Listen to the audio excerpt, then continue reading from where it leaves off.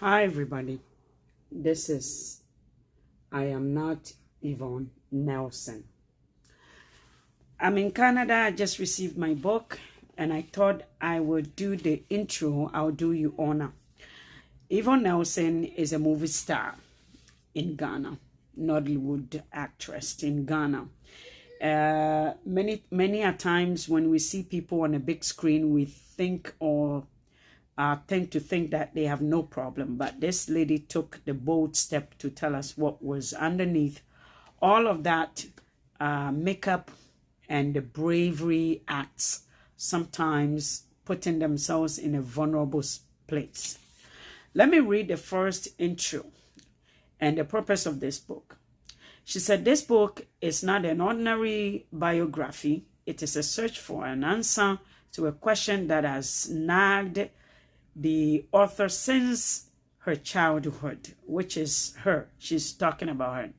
The chronicles, it chronicles a journey that starts and unseemly but auspiciously in Dansuma, gets gloomy and bleak after Agre Memoria Amezion Secondary School in Cape Coast, and set the stage for the author's struggles, a struggle against failure and the desertion that comes with it, a struggle which later became the fight against the pitfalls of fame and success.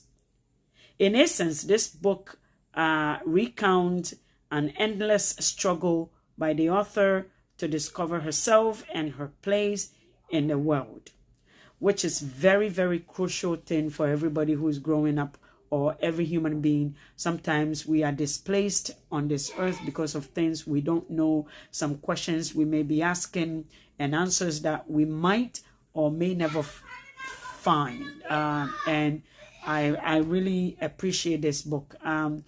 She faces a fair dose of ups and downs.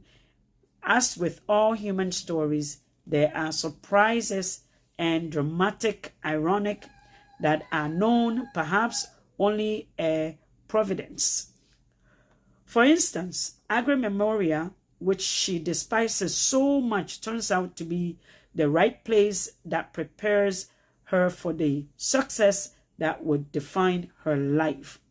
In the midst of the struggle for success and against the battles that comes with it, is the bigger and overriding theme of the story. It begins on the first page and ends on the last. The mystery about the author's father.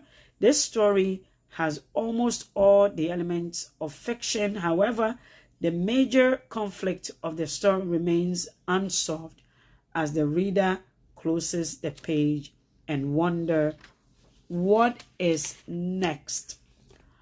Let me just read this one.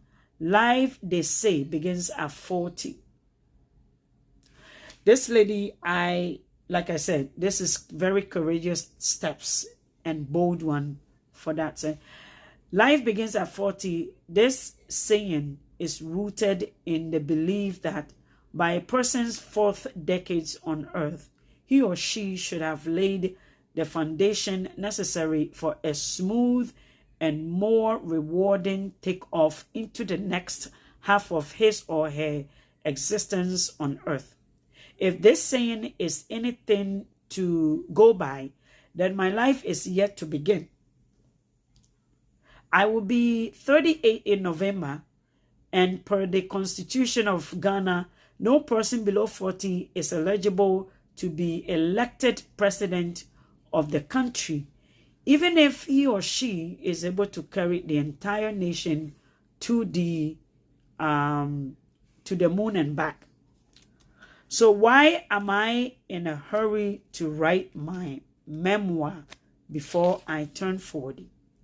Do I think I have achieved so much that this stage of my life deserves a book? Have I reached the pinnacle of my goals and ambitions?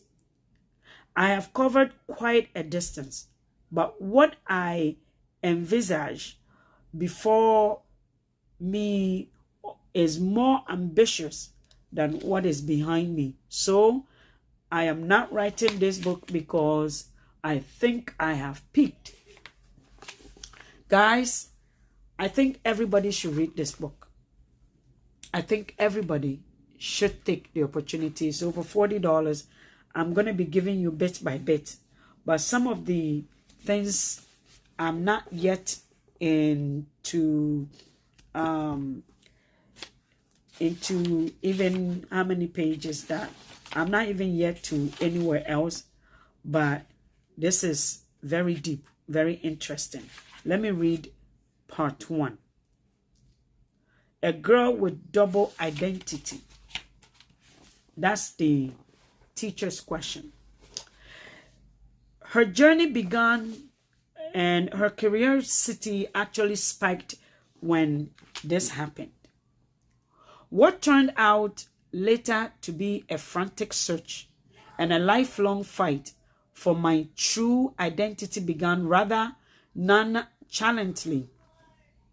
The trigger was a simple question from a teacher who wanted to cure his casual curiosity.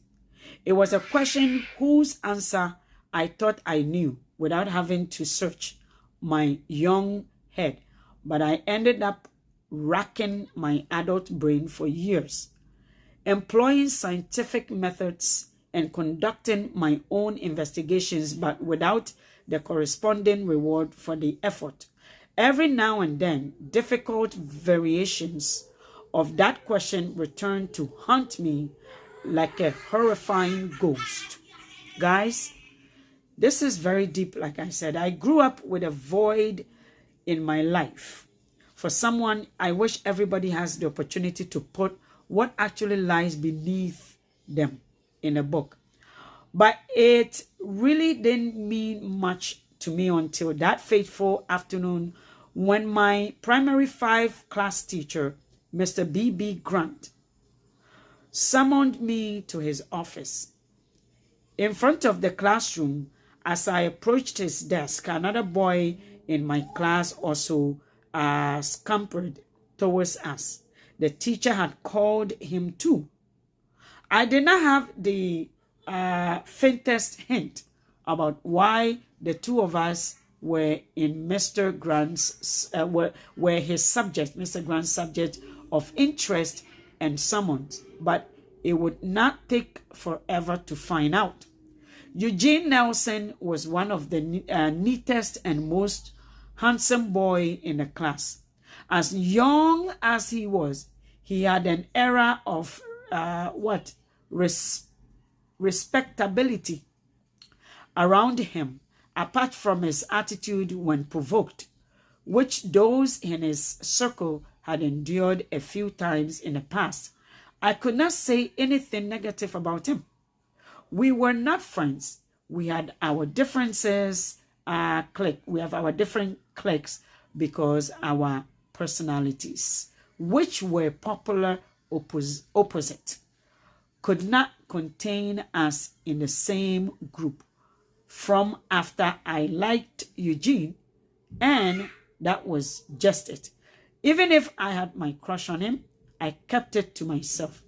To be called to our class teacher's table together, therefore, set me on edge until Mr. Grant spoke.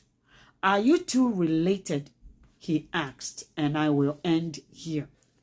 I'm going to continue in another video. Please continue watching. This is interesting book. I am not Yvonne Nelson.